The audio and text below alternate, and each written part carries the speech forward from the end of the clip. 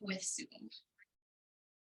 Right, okay, we heard it. So we'll start right in time for our first question. So today is Indigenous Peoples Day here at COP27. There was a really powerful People's Plenary where all the observer constituencies came together, and there were some powerful speeches that emphasize something that Climate Action Network Canada really supports, which is that Indigenous rights and sovereignty, as well as Indigenous science and culture, are fundamental to climate action. We're in a climate emergency, and you've been an advocate for accelerating the pace of climate action. And so my first question is, how is the government of Canada making sure that climate policy in that context is done in a nation-to-nation way while still centering Indigenous rights and sovereignty and not leaving communities behind while we have to accelerate this space at the same time? That's a good and important question. As you know, Caroline, Canada this year had a pavilion for the first time at the COP, and we dedicated all of the activities today to Indigenous organizations and Indigenous nations. And in fact, the pavilion was conceived with the participation of Indigenous people long time before we got to Sharm el-Sheikh. To answer your question, there are a number of things that we're trying to change in Canada's relationship with Indigenous people. And that's true. That's certainly true when it comes to climate change. For example, in the emissions reduction plan that was presented last March, we asked for on a distinction base. So we asked for First Nations, Métis, and Inuit perspective. We asked them what were their perspective on the emissions reduction plan. There was an entire section dedicated to their views on the emissions reduction plan. We're making sure for every new piece of legislation or regulation that we are putting forward, that we are consulting them on the deployment of new measures to fight climate change or to adapt to climate change. As you know, we're in the process of preparing our national adaptation strategy, and this is something we've elaborated with experts, provinces, territories, but also in Indigenous experts, Indigenous leaders, and Indigenous nations. We did not consult all of the more than 600 Indigenous nations, but we've done a lot of consultation. We might continue doing that in the coming weeks to ensure that we have as much input from their perspective as possible. Thank you, and thanks for bringing up the national adaptation strategy, because I think that's a really important piece where we need to make sure that it's addressed at the same time with mitigation, and that folks are not. And we're not prepared in Canada. There's lots to do on mitigation, obviously on reducing our carbon footprint, but there's also lots to do to be better prepared. We've had numerous examples in the last few years of why Canada isn't prepared to face the impacts of climate change. So we need to. This is another area where we need to move faster. For sure. Bringing us back to mitigation, because we also know that mitigation will help us avoid the worst impacts of climate change. Last week, the high-level expert group, aka HLEG, on net zero pledges, led by your former colleague Catherine McKenna, published a great report that, by the way, I encourage folks to take a look at. And it was great to hear you mention it during your speech on Monday at the pre-2030 ministerial roundtable. This report reinforced the science that saying that no new fossil fuel expansion is consistent with limiting global warming to 1.5 degrees. And there's a discussion happening right now regarding the cover decision about phasing down all fossil fuels. Last year, we saw phasing down coal in the cover decision. It was the first time that one of the fossil fuels made its appearance in COP text. This year, there's the potential to go even further, and some countries have been pushing for that. What is your position? What is Canada's position? on including phasing down all fossil fuels in context? As you know, constitutionally in Canada, the federal government doesn't control the use of natural resources. This is provincial and territorial jurisdictions.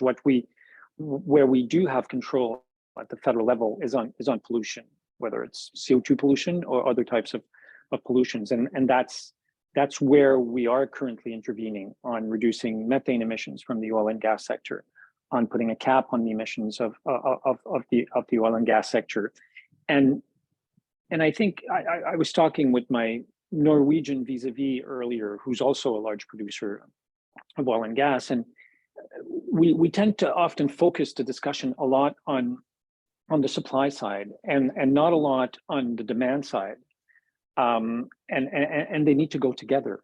The more we invest in public transit, in electrification of transportation, in having buildings that don't use fossil fuels to heat themselves, the more we accompany our industrial sector to reduce their use of fossil fuels, the more we will reduce our use of fossil fuels at the national and international level. So that's what we're doing in Canada. And I know some people will listen to this and say, "Oh my goodness, why does the federal government do more? Why don't we do more?" And I don't understand how, if we tried to do something that would be, first, everything we do is challenged in the court. Pricing was challenged.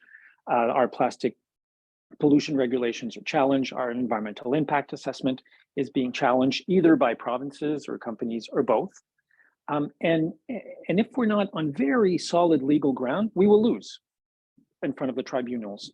And that doesn't help anyone. It doesn't help Canadians. It doesn't help the environment. It doesn't help Canada's contribution to the international effort.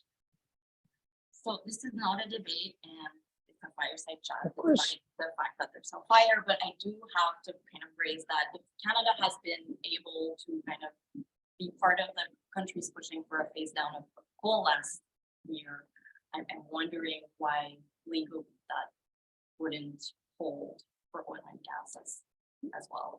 We weren't legally challenged on that, but we are on pretty much everything we're doing on oil and gas. And you're seeing it, like you know as much as I do, and many of the people watching are seeing those. I mean, we were first challenged on the ability of the federal government to implement carbon pricing, and then when we won in the Supreme Court, we were challenged on the application of carbon pricing. So we have to be super careful in terms of what we do, and there's no certainty from a legal perspective, but we have to be as sure as we can that what we do will hold in courts. Otherwise, we're wasting time and precious time to fight climate change. I hear you. Speaking about this transition away from fossil fuels, which we have diverging views about, what Canada should be doing. Just transition is an important question about how we are going to do that, and the government has committed to many international texts, including the International Labour Organization guidelines on just transition. However, we've seen progressively the government move away from this language. Just a couple of weeks ago in the fall economic statement, it was framed, there was some announcements, they were framed as sustainable jobs. We've heard many of your colleagues also distance themselves from that term. And at the same time, here at COP27, we're hearing that term being used by lobbyists and certain countries to advocate for a dash for gas in Africa. So curious to hear from your perspective, what's happening here? What is the version of Just Transition that your government will be putting forward in the Just Transition Act that is due at the beginning of 2023? And will it include social dialogue, which is really at the core of the definition that is part of those agreements, including the ILO guidelines? So as you know, it's one of the few things on energy transition and on fighting climate change that is not in my mandate letter. I think the Prime Minister decided to to spare me adding another element to my mandate letter, which is the second longest after the finance minister. That being said, I have obviously engaged in many conversations with my colleagues that are responsible to do that. I think you shouldn't, I would argue people shouldn't read too much in the use of the term, just transition versus something else. What I'm hearing from many in Canada, certainly in the energy sector, is this is not something they respond to very well. They feel like it's an attack, as if what they're doing is not just right now. I think I'm hoping that we won't have a debate over words, and that we can agree that what is important is that we work with workers and communities that will be affected by the transition, and that we ensure that we are prepared to do that. Those people that are losing jobs in those communities that are affected because we're phasing out coal in Canada, we need to work with them, and we need to help them find another future or futures for their workers and communities. And that's exactly what we're doing. We've already invested more than $1.7 billion in training to help people find new career opportunities. But we're also looking at what we need to do for communities. So in answer to your question, will this be about a social dialogue? Absolutely. And you've already seen it on coal and the exercise we did on coal, where we had a panel that went through communities across the country to sit down and talk with people and ask them, what does the transition, what does it mean for you? What does it mean for you as a worker? What does it mean for you as a community? So I would argue, and I know just transition is a very widely used term and recognized term here at the UN. I think for certain people, for certain groups in Canada, it's a more sensitive term. And I think my colleagues are just trying to find a better way to have a fruitful and meaningful conversation about that.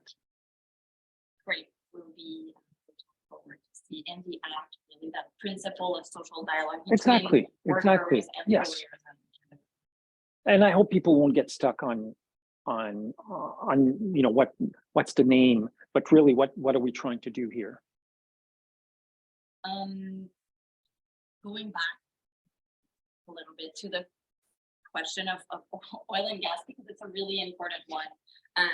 Many of our members and allies have seen and heard your recent comments in a video, in written media, outlining that the oil and gas industry is currently breaking in record profits, and that if it wants to show that it's serious on climate action, it should be investing these profits in decarbonization. It's really great to hear a federal minister say this very clearly. I think it's a first, and it's important for us to acknowledge that highlighting this gap between big oil's words and action as is now done by you. So thank you for that. Now that this is said, is your government going to be using some of the tools it has at its disposal to actually go further than voluntary action? That tool could be a windfall tax on oil and gas profits. So curious to hear if that's on the radar and if it's come up in conversations with cabinet colleagues. Well, first, I would argue that we are actually going way beyond voluntary measures. We fought all the way to the Supreme Court to be able to impose pricing on pollution in Canada so that pollution is no longer free.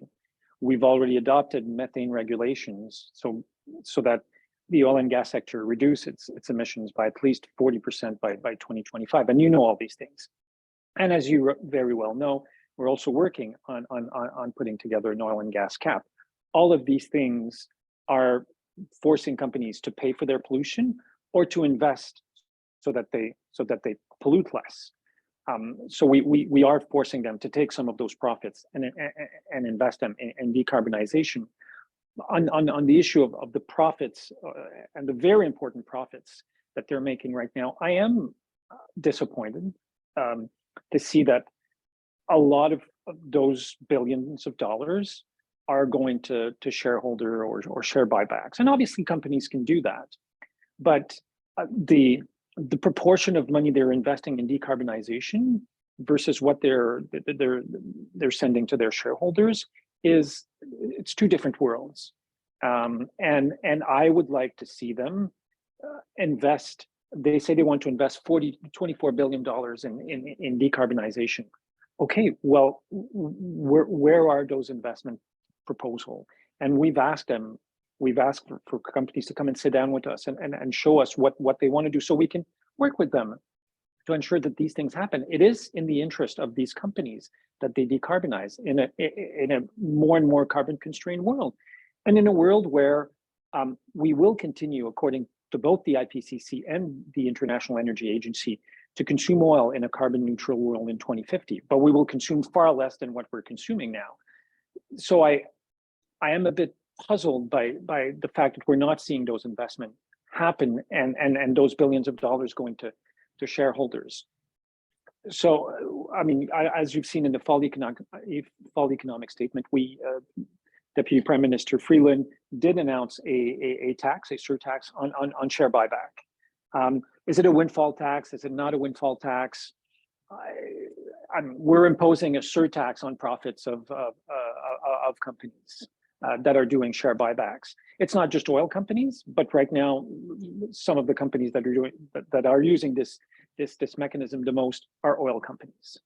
Right, and I think that was really interesting to see. It was kind of this government dipping its toe in the sea of fiscal and economic options to address really these ballooning profits. And I think being here at COP27, where the question of losses and damages due to the actions of oil and gas companies all over the world, I think really puts in perspective those ideas and gives us ideas about where to go get the funding, right? Because the big part of that conversation of losses and damage and finance for loss and damage is where's the money going to come from? And I think taxing those companies responsible for these impacts is a really a good place to start, where there's actually a lot of resources right now.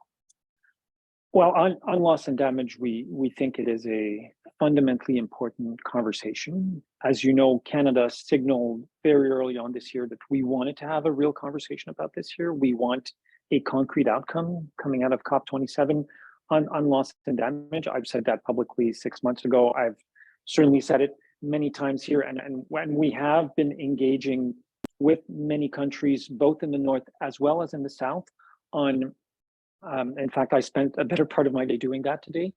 And we're trying really hard to work with our international partners to find an agreement on this issue. On the one hand, there is, I can imagine, frustration and great impatience on a part of the developing world, because they've been trying to have this conversation for 30 years. And countries like ours and many other developed countries have refused to have that conversation, but that has changed this year, and I think that's significant. That's not enough, clearly, but it is a significant advancement, and I would hope, I would pray that we can build on that to come to concrete agreement here in Sharm el-Sheikh on loss and damage. It's good to see, and I think we have to acknowledge it's been really good to see Canada finally move to a constructive place on this debate. And you mentioned your comments in media 6 months ago saying that Canada was open, and here you've been part of the more progressive, rich countries pushing for a robust loss and damage finance outcome. So curious, we haven't heard anything though on whether Canada would provide funding to that eventual fund that hopefully before tomorrow, because we're hoping that couple then tomorrow will be created. So curious to hear if Canada is as well thinking of eventually putting money on the table. So that financial facility. There's a couple of things in what you're saying. Is the best solution to address loss and damage the creation of a new fund? I think is the first question we should ask ourselves. I was talking earlier to the executive director of the Global Climate Fund, which is a fund that was created under the UNFCCC, and he was telling me that around the world and through the UN process, there are more than 90 funds already in existence. And as you know, Canada and Germany for the COP26 presidency and for the COP27 presidency did some work on the commitment by developed nations in Copenhagen in 2009 to provide $100 billion per year. And one of the things we've heard talking to people in the South, to the country representative, is that there are so many doors we need to knock on, so many different processes. It's really difficult for us. So I wonder, I'm not opposed to the creation of a new fund, but I think that the conversation should be about mobilizing funds and not the creation of a new entity. There actually exist under the Global Environmental Fund, they exist a fund specifically to address loss and damage issue for the most vulnerable. It exists under the UNFCCC. It hasn't been used much. There's not a lot of money there. I think the conversation needs to be, how do we mobilize sufficient resources internationally? It's about the International Monetary Fund and maybe looking at things like debt forgiveness. Does it make any sense that developing countries that are facing the impacts of climate change have to be even more indebted when they have to rebuild and they have to borrow money from the IMF? What about the role of multilateral banks? And we've seen this year a push, pressure being applied on especially the World Bank by shareholders like Canada, like the US, like a number of European countries, to tell the World Bank, you need to do better. You need to show more flexibility. You need to be more of a risk taker when it comes to supporting the developing world on these issues, because we know that there's not enough public money available to help developing countries decarbonize, adapt, and address the issue of loss and damage. But how can we use public money to maybe unlock more investment in the private sector? The private sector won't invest in loss and damage. That won't happen. We need to find other mechanisms for that. But and these are conversations that are just starting this year. These are not conversations that countries, NGOs have been talking about that for a while. Countries in the South have been talking about that for a while, but shareholders of major international financial institutions have really only started having the conversation this year. And I think we need to continue looking at this. Costa Rica is proposing an insurance mechanisms for loss and damage. Sounds like a good idea. Let's look at that. So I'm not sure that the creation of a new fund is the best thing that we can do. As you know, in the UN process, I mean, we can create a 91st fund for climate. How long will it take? And where will the money come from? I'm open to the conversation, and these are conversations we are having with our vis-a-vis from AOSIS. I was meeting some African representative today to talk about these very issues and trying to find what's the best possible solution. And I'm not saying I have the answer, but I'm certainly willing to have the conversation. That was a long answer. My apologies, folks.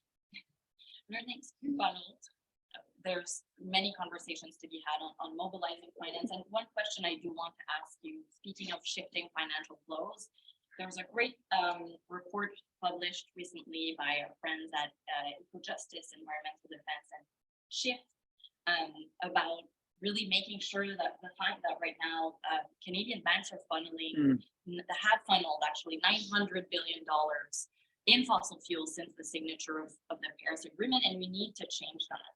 And in response to the publication of that report, you were quoted saying that your government is looking at regulating when we need to. What does that mean? And will it be not only looking at the impacts of climate change on the financial sector, but also addressing the very real impacts that the financial sector has on the climate, has been on the climate through by fueling it through finance. You're right. I did say that, and my friend and colleague, Minister Wilkinson, also said that. So I'm not the only one at cabinet that think that we need to look at that. We've made a commitment to do that, and jointly with Finance, Environment and Climate Change Canada has put together a task force on this issue. We're eagerly waiting for their recommendations. They've been working on this for a little over a year. And that's one initiative that is happening. As you know, there are a number of initiatives happening right now in Canada where different institutions, either at the federal level or provincial level, are looking at issues of carbon disclosure, which is financial carbon disclosure, which is not enough, but it's a first step, something that needs to be done. And we need to ensure. And I'm super disappointed that there's almost no conversation here in Sharm el-Sheikh about aligning financial flows with 1.5 degrees Celsius, with our Paris commitment. There's been almost no conversation about that, but we know we need to do that at home. And we know that many of our peers are working on that in the European Union, in the United States, for example. So what does it mean? I don't know yet, but you have my commitment and the commitment of my government that we will be advancing on this in 2023. That's good to hear. And now I'm getting signals that we have to let you go back to negotiations. But before we leave, I have some very gifts. I have 3 gifts. So the first one is a letter from 29 groups in Canada and Germany, asking you and Minister Wilkinson, to reject any fast tracking of projects and permitting processes for East Coast LNG. This has been a discussion, that has been very prominent since this summer. And so really we're asking you to not fast track any permitting processes, go through the full environmental assessment in the context that we obviously do not think that building new LNG infrastructure makes sense for energy security, but also for climate safety. And obviously you heard the Prime Minister say that he didn't think that there was any business case for LNG on the East Coast. And when the German Chancellor came to Canada to sign an agreement on energy security, the agreement that was signed was not for liquefied natural gas. It was from green hydrogen produced from offshore wind in Newfoundland. So that's the type of energy security we want to provide to our European friends and colleagues. And there's no fast track mechanism in our environmental impact assessment processes. Good. We're also, you talked about the oil and gas emissions cap, a policy that our membership is very busy making sure that is robust and ambitious. So I'm here delivering to you a petition signed by 80,000 people. So careful, it's very heavy.